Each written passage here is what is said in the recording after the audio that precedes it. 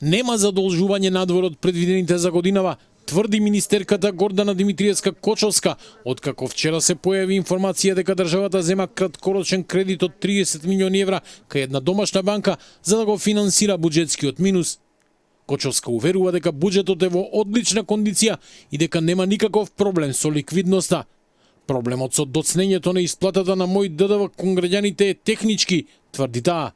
Проблем во Министерство за финансии најодговорно тврдам дека нема. Еве, ако некој мисли дека има, го повикувам Државниот завод за ревизија веднаш да влезе во Министерството, веднаш. После оваа дискусија, веднаш да дојдат и да видат дали во системот стојат налози за мој ДДВ. Технички е проблемот. Оно што го зборуваме во континуитет. Не можете вие да очекувате 7-8 години да не се надгради ништо во управата за јавни приходи и после толкав период вие да очекувате наеднаш сега да биде секако што треба. Одлуката за новото задолжување е објавена во службен весник минатата недела, но во неа нема детали ниту за рокот на враќање, ниту за каматата.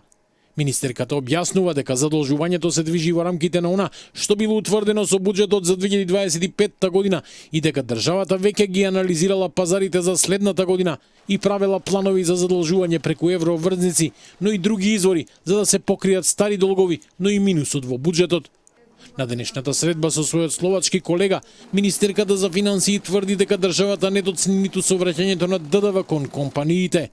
Нема задоцнување во повратот на ДДВ, освен таму каде што има дополнителни проверки во управата за јавни приходи. Вие велите 9 месеци, јас можам најодговорно да тврдам дека во Министерство за финансии не постојат налози кои што стојат 9 месеци. Значи, такво нешто е невозможно. Според неа, воведувањето е-фактура ќе го реши овој проблем, ќе го модернизира процесот и ќе ги намали злоупотребите, додавајќи дека доколку системите биле надградувани навреме, денес немало да се зборува за доцнење на повратот на ДДВ.